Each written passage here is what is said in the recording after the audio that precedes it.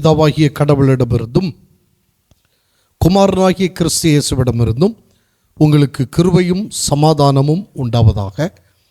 நித்திய வெளிச்சம் தொலைக்காட்சி வழியாக கர்த்தருடைய வார்த்தையை கேட்டுக்கொண்டிருக்கிற உங்களை நான் அன்போடு வாழ்த்துகிறேன். ஆண்டவரின் ஆசியை உங்களுக்கு தெரிவித்துக் கொள்கிறேன். கர்த்தர் உங்களை ஆசீர்வதிப்பாராக. நான் முன்பு கொடுத்த அதே வார்த்தையை நான் மீண்டும் ஒரு முறை சொல்ல விரும்புகிறேன். காலம் நிறைவேறிற்று, தேவனுடைய ராஜ்யம் சமீபமாயிற்று, மனம் திரும்பி சுவிசேஷத்தை விசுவாசியுங்கள் என்றார். மார்க்கு சுவிசேஷம் 1 அதிகாரம் 15வது வசனம்.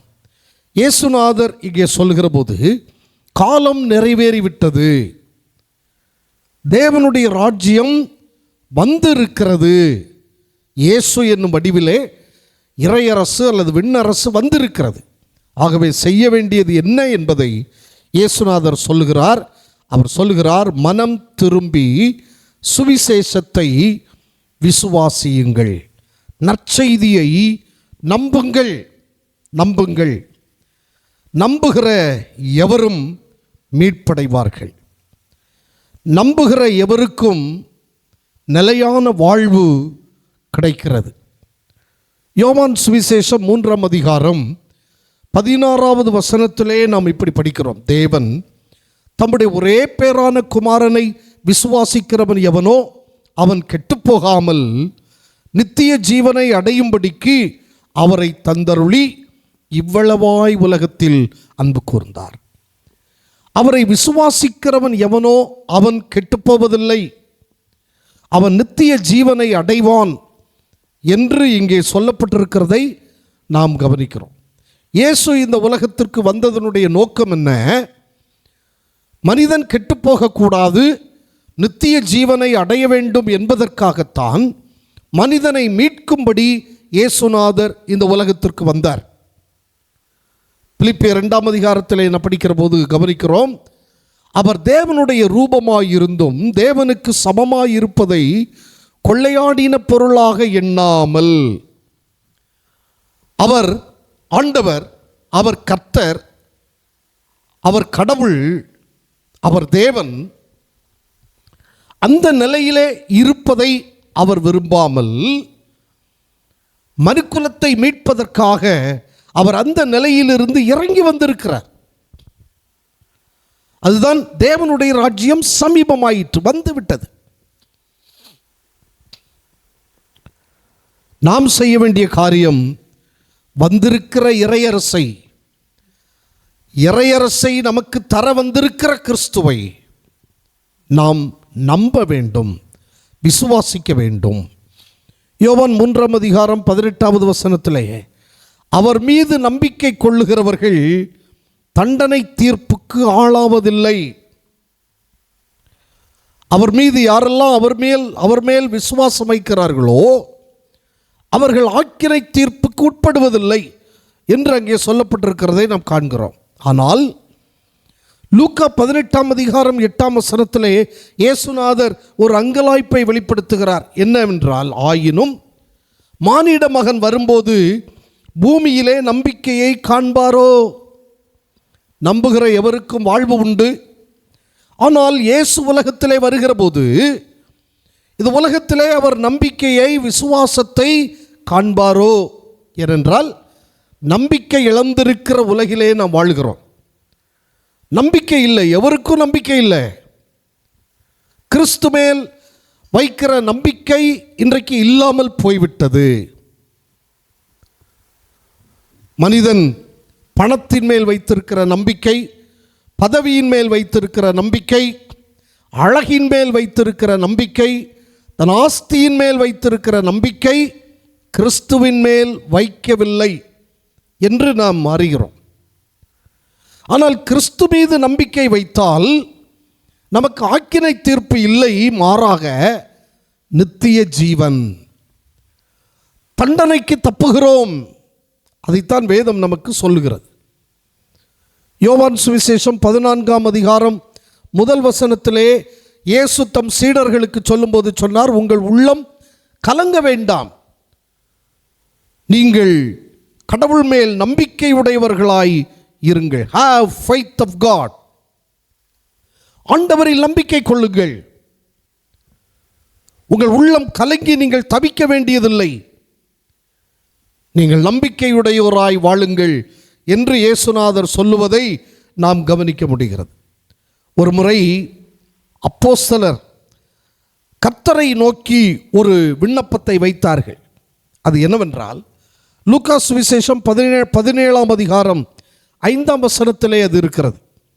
எங்கள் நம்பிக்கையை மிகுதியாக்கும்.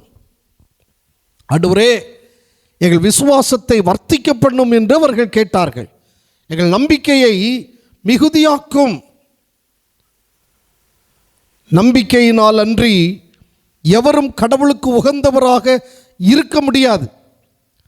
ஏனென்றால் கடவுளை அணுகி செல்வோர் அவர் இருக்கிறார் என்பதையும் அவரை தேடி செல்வோருக்கு தகுந்த கைமாறு அளிக்கிறார் என்பதையும் நாம் நம்ப வேண்டும். எபிரேயர் நிருபம் 11ஆம் அதிகாரம் 6வது வசனத்திலே நாம் அதை காண முடியும். நம்பிக்கை இல்லாமல், விசுவாசம் இல்லாமல் கடவுளுக்கு பிரியமாயிருக்க முடியாது. அப்போ வாழ்வுக்கு மிக அடித்தளமான ஒன்று என்ன என்றால் நம்பிக்கை, விசுவாசம். மனிதன் சாலையிலே நடந்து போகிறான். போகும்போது எதிரே என்ன வருகிறது தெரியாது, பின்னாலே என்ன வருகிறது தெரியாது, யார் எப்படி வருகிறார்கள் தெரியாது. இன்றைக்கு வாகன ஓட்டிகள் எப்படி வாகனம் ஓட்டி வருகிறார்கள் தெரியாது. குடித்து விட்டு வருகிறார்களா அல்லது அஜாக்கிரதையாய் வருகிறார்களா தெரியாது. பட் நமக்கெல்லாம் இருக்கிற ஒன்று நம்பிக்கை. அந்த நம்பிக்கையில் தான் நான் போகிறோம். பேருந்தில் பயணிக்கிறோம். அந்த பேருந்து எப்போ எங்கே போய் முட்டுது, எங்கே கவிழுது தெரியாது.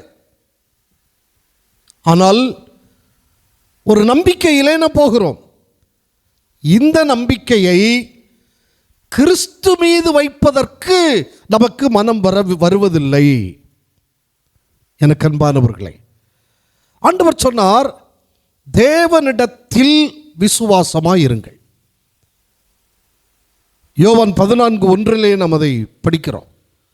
கர்த்தரிடத்தில், கடவுளிடத்தில் விசுவாசமாயிருங்கள்.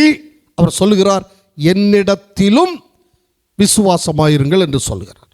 அப்போ கிறிஸ்துவிலே நம்பிக்கை கொள்ள வேண்டும். பிதாவாகிய கடவுளிடத்திலே நாம் நம்பிக்கை கொள்ள வேண்டும். இதைத்தான் இயேசுநாதர் நமக்கு சொல்லித் தந்திருக்கிறார். காலம் நிறைவேறிவிட்டது. கடவுளின் அரசு உங்கள் நடுவே வந்திருக்கிறது. நீங்கள் செய்ய வேண்டிய காரியம் இந்த நற்செய்தியை நம்புங்கள். நம்புங்கள். மனம் திரும்பி, மனம் மாறி நற்செய்தியை நம்புங்கள். லாசருவினுடைய கல்லறை அருகிலே இயேசுநாதர் வருகிறார். அவன் சகோதரி மார்த்தாவுக்கு இயேசுநாதர் கூறிய ஒரு வார்த்தை, நீ நம்பினால் கடவுளின் மாட்சிமையை அல்லது கடவுளின் மகிமையை காண்பாய் என்று நான் உனக்கு சொல்லவில்லையா? யோவான் 11ஆம் அதிகாரம் 40வது வசனத்திலே நாம் அதை படிக்கிறோம். யோவான் 11:40. நீ விசுவாசித்தால் தேவனுடைய மகிமையை காண்பாய் என்று நான் உனக்கு சொல்லவில்லையா? அப்படின்னா அவரை விசுவாசித்தால் தேவ மகிமையை நாம் காண முடியும் என்று இயேசுநாதர் இங்கே சொல்லி தந்திருக்கிறார். மத்தேயு நற்செய்தியிலே இயேசுநாதர் 4 இடங்களிலே நம்பிக்கை குன்றியோரே என்று அவர் சாடுகிறதை நாம் கவனிக்கிறோம். அந்த 4 இடங்களையும் நான் உங்களுக்கு சுட்டிக்காட்ட விரும்புகிறேன். முதலாவது இடம் மத்தேயு 6வது அதிகாரம் 30வது வசனத்திலே, நம்பிக்கை குன்றியவர்களே, இன்றைக்கு இருந்து நாளைக்கு அடுப்பிலே எறியப்படும் காட்டு புல்லுக்கு கடவுள் இவ்வாறு அணி செய்கிறார் என்றால் உங்களுக்கு இன்னும் அதிகமாய் செய்ய மாட்டாரா? அடுத்த வசனத்தில் சொல்கிறாரு, 31ஆம் வசனத்தில், ஆகவே எதை உண்போம், எதை குடிப்போம், எதை அணிவோம் என கவலை கொள்ளாதீர்கள். என் அருமையாக இயேசுநாதர் சொல்கிறார் பாருங்க. கவலை கொள்ளுகிற ஒரு கூட்டத்தாரை பார்த்து இயேசுநாதர் சொல்லுகிறார், என்னத்தை உண்போம், என்னத்தை குடிப்போம், என்னத்தை உடுப்போம் என்று கவலைப்படாதிருங்கள். அவர்களை பார்த்துதான் அவர் சொல்லுகிறார், அற்ப விசுவாசிகளை. அதை சரியா மொழிபெயர்த்தா நம்பிக்கை குன்றியவர்களை,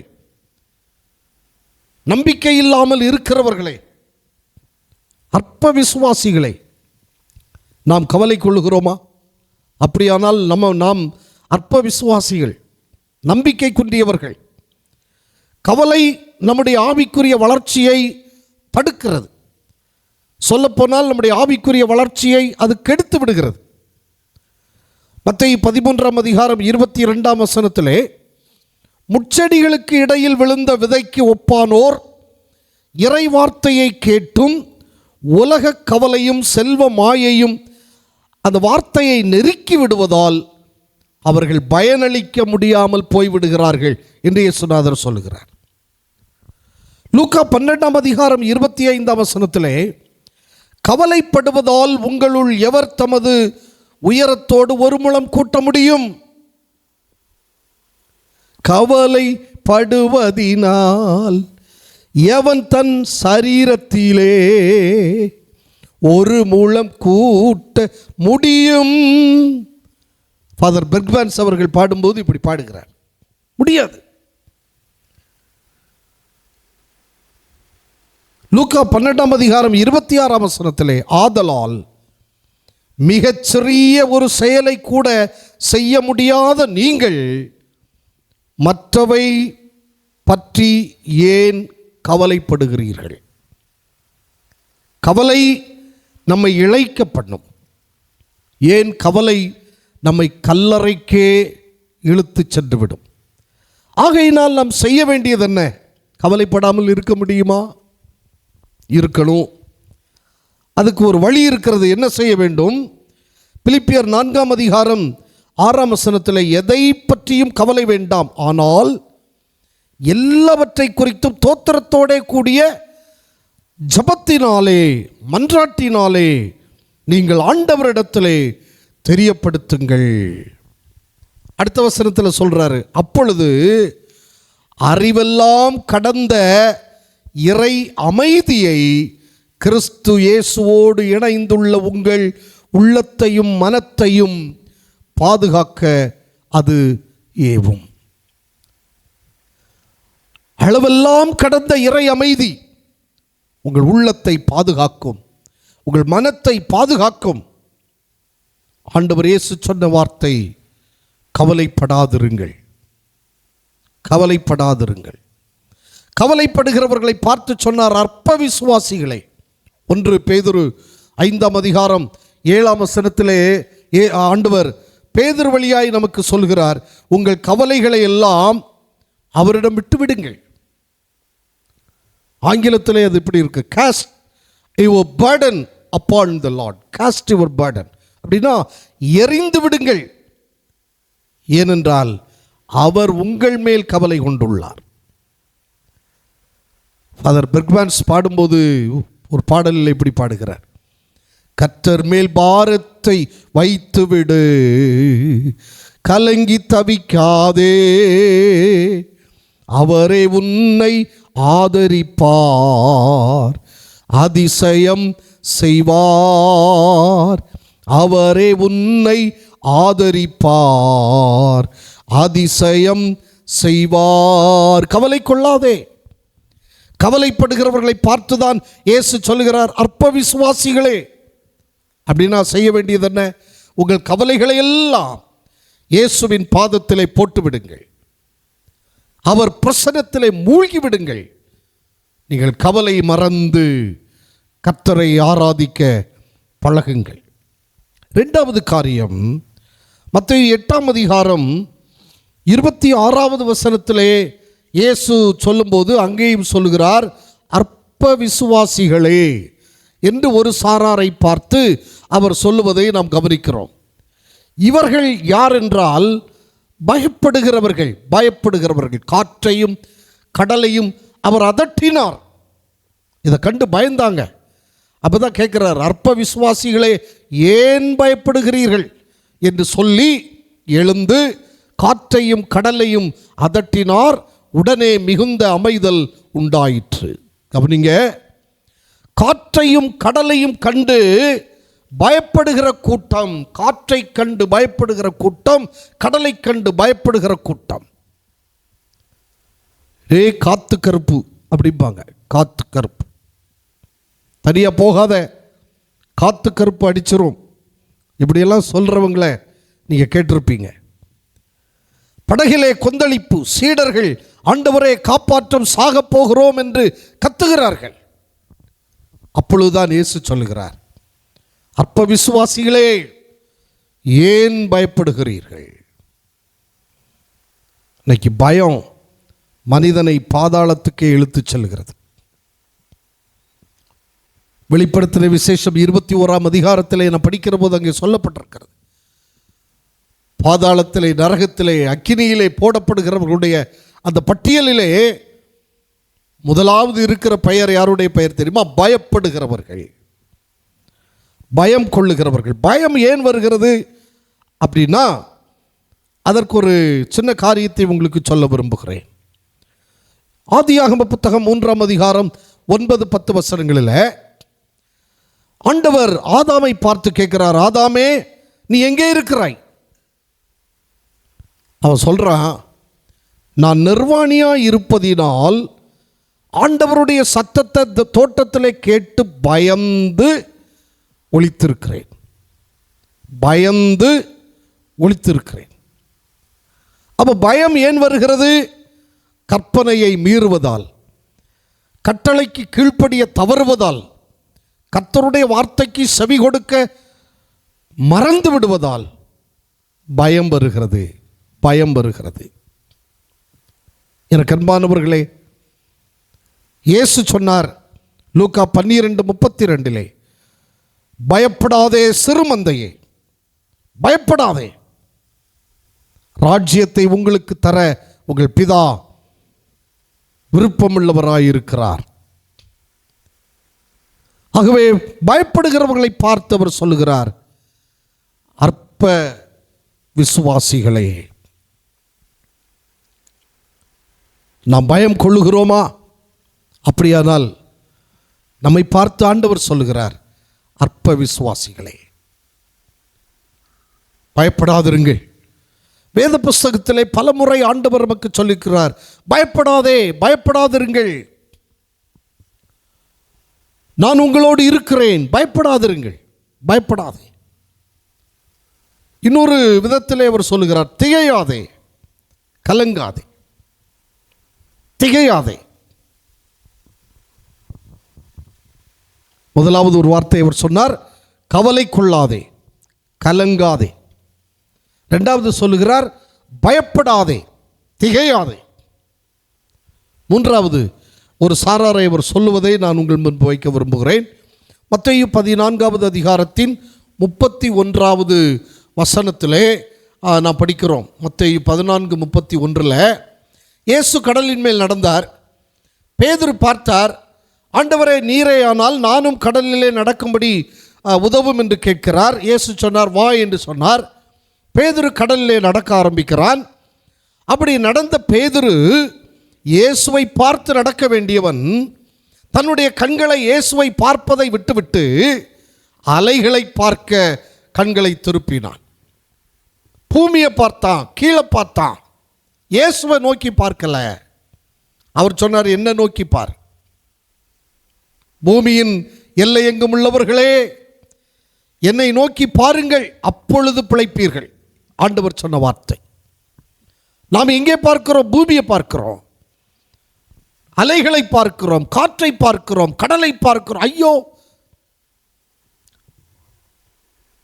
ஆண்டவராகிய இயேசு கிறிஸ்துவில் வைத்திருக்கிற நம்பிக்கையிலே ஐயம் கொள்ளாதே, சந்தேகம் கொள்ளாதே. சந்தேகப்படுகிறவன் தான் கீழே பார்ப்பான், தரையை பார்ப்பான், காற்றை பார்ப்பான், கடலை பார்ப்பான். கிறிஸ்துவிலே நம்பிக்கை வைக்கிறதில் சந்தேகம் கொள்ளாதே. மத்தேயு 21:21 நீங்கள் ஐயம் எதுவுமின்றி நம்பிக்கையுடன் இருந்தால் அத்திமரத்துக்கு நான் செய்ததை நீங்களும் செய்வீர்கள். இயேசு சொன்னார். சீசர்களோடு போகிறார், அவருடைய கடைசி வாரம், பாடுபட்ட வாரம். ஒரு அத்திமரத்தை பார்க்கிறார், பழம் இருக்கும் என்று பார்க்கிறார், பழம் இல்லை. இனி ஒரு காலம் ஒருவனும் உன்னிடத்தில் கனியை காணாதிருப்பனாக என்று சொல்லிவிட்டு போய்விட்டார். திரும்பி வருகிற போது சீசர்கள் பார்க்குறாங்க, அந்த அத்திமரம் பட்டு போய் நிற்கிறது. அப்போதான், ஐயரே, இந்த மரம் பட்டு விட்டது. அப்போ ஆண்டவர் இயேசு சொல்லுகிறார், நீங்களும் சந்தேகப்படாமல் நம்பிக்கையோடு இருந்தால் இந்த அத்திமரத்துக்கு நான் செய்ததை நீங்களும் செய்ய முடியும். அது மட்டுமல்ல, இந்த மலையை பார்த்து பெயர்ந்து கடலிலே போய் விழு என்றால் அது அப்படியே நடக்கும் என்று நான் மெய்யாகவே உங்களுக்கு சொல்லுகிறேன் என்றார். யோசித்து பாருங்க. யோவான் சுவிசேஷம் யாக்கோபு நிருபம் 1 அதிகாரம் 6 வசனத்தில், நம்பிக்கையோடு சந்தேகமின்றி கேட்க வேண்டும், சந்தேகப்படுகிறவன் காற்றினால் அலைக்கழிக்கப்படுகிற கடல் அலையை போல் இருக்கிறான் என்று சொல்லப்பட்டிருக்கிறதை கவனிக்கிறோம். அப்படியானால் சந்தேகம் கொள்ளுகிறவர்கள் அற்ப விசுவாசிகள். கர்த்தருடைய வல்லமையை சந்தேகம் கொள்ளாதே, கர்த்தருடைய கிருபையை சந்தேகம் கொள்ளாதே. அவர் வல்லமை உள்ளவர், பராக்கிரமம் செய்கிறவர். சந்தேகம் கொள்ளாதே. அவர் காப்பாற்றுவாரோ மாட்டாரோ, சந்தேகம் கொள்ளாதே. திடன் கொள், அற்ப விசுவாசியே. நிறைவாக ஒரு வார்த்தையை சொல்லி நான் முடிக்கிறேன். மத்தேயு 16 அதிகாரம் அதனுடைய 8-9 வசனங்களிலே இயேசு பரிசேயருடைய புளித்த மாவை குறித்து சொல்லுகிறார். பரிசேயருடைய புளித்த மா. அப்படி அவர் சொல்லும்போது இந்த சீடர்கள் அதை தவறாய் புரிந்து கொள்ளுகிறார்கள். எப்படின்னா, நாமெல்லாம் 7 வசனம், நாம் அப்பங்களை கொண்டு வராதபடியால் இப்படி சொல்லுகிறார் என்று அவர்கள் தங்களுக்குள்ளே யோசனை பண்ணி கொண்டார்கள். அப்பந்தான் இயேசுநாதர் சொல்லுகிறார், அற்ப விசுவாசிகளே, அப்பங்களை கொண்டு வராததை குறித்து நீங்கள் உங்களுக்குள்ளே யோசனை பண்ணுகிறது என்ன? இன்னும் நீங்கள் உணரவில்லையா? 5 அப்பங்களை 5000 பேருக்கு பகிர்ந்ததையும், மீதியானதை எத்தனை கூடை நிறைய எடுத்தீர்கள் என்பதையும், 7 அப்பங்களை 4000 பேருக்கு பகிர்ந்ததையும், மீதியானதை எத்தனை கூடை நிறைய எடுத்தீர்கள் என்பதையும் நீங்கள் நினைவு கூறாமல் இருக்கிறீர்களா? அப்போ அப்பம் இல்லாமலே உங்களுக்கு பசியாற்ற என்னால் முடியும் என்பதை ஏன் நீங்கள் விசுவாசிக்கவில்லை? நான் சொன்னதனுடைய கருத்தை நீங்கள் புரிந்து கொள்ளவில்லை. நீங்கள் தவறாய் புரிந்திருக்கிறீர்கள். கீழே அவர் சொல்றார், 11 வசனம், பரிசேயர் சதுசேயர் என்பவர்களின் புளித்த மாவுக்கு எச்சரிக்கையாயிருக்க வேண்டும் என்று நான் சொன்னது அப்பத்தை குறித்து சொல்லவில்லை என்று நீங்கள் உணராதிருக்கிறது எப்படி என்றார். பரிசேயருடைய புளித்தமா என்றால் 12 வசனத்தில் சொல்றாரு, பரிசேயர் சதுசேயர் என்பவர்களின் உபதேசத்தை குறித்தே அப்படி சொன்னார் என்று அறிந்து கொண்டார்கள். கவனிங்க, இயேசுநாதர் சொன்னது பரிசேயர் சதுசேயர் என்பவர்களின் புளித்த மாவை குறித்து எச்சரிக்கையாயிருங்கள்.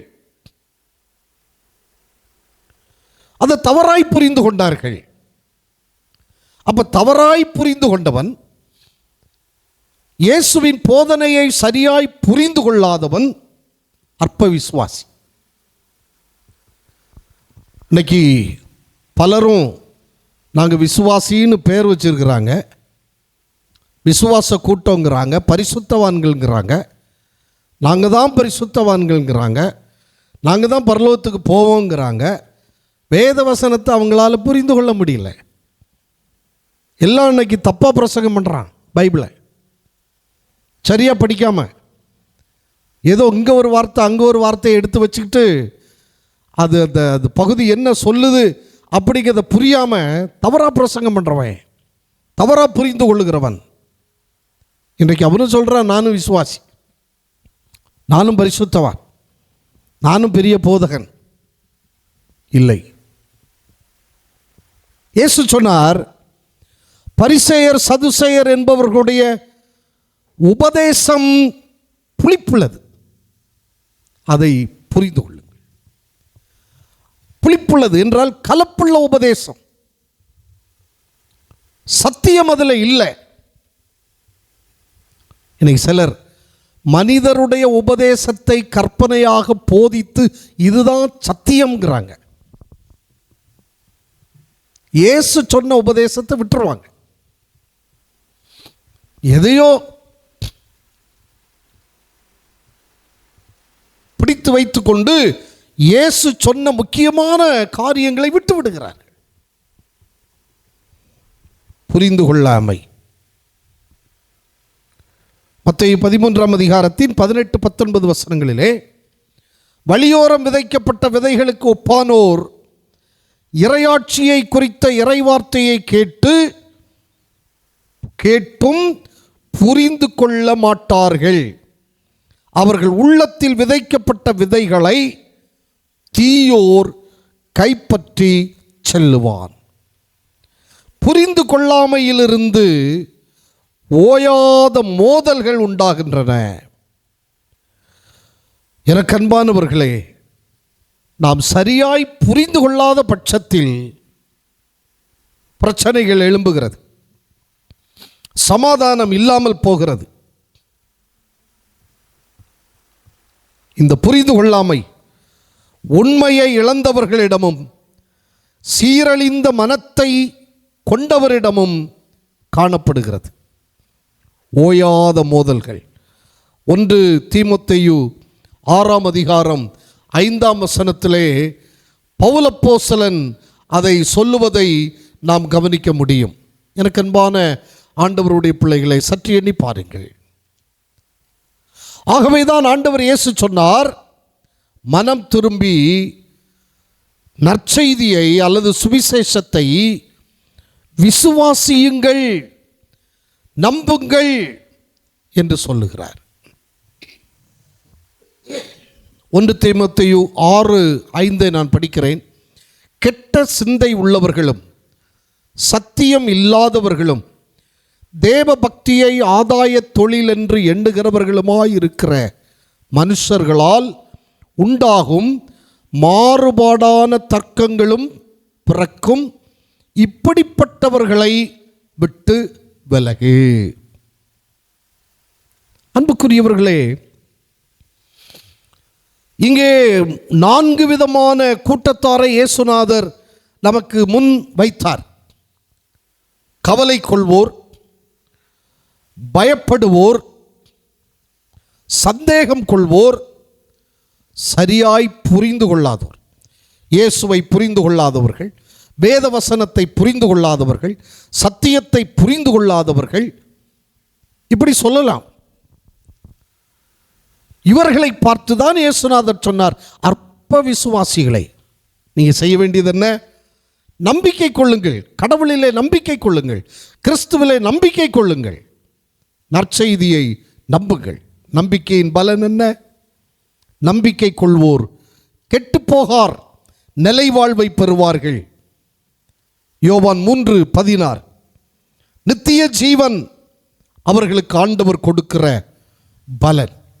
அன்புக்குரிய ஆண்டவருடைய பிள்ளைகளை, உங்களை எண்ணி பாருங்கள்.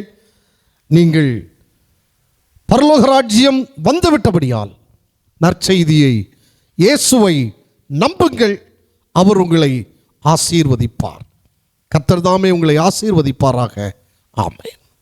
God bless you.